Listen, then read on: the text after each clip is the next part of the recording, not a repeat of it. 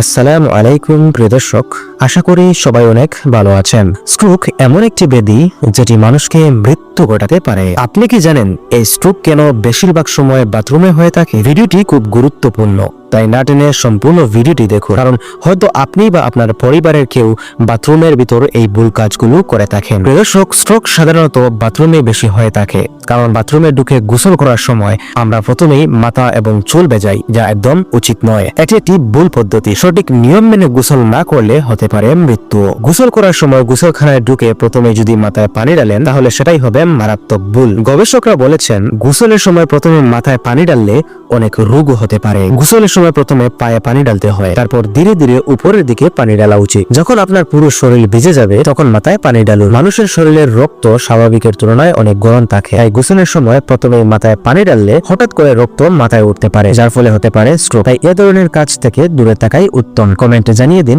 আপনি কি এই পদ্ধতি অবলম্বন করতেন?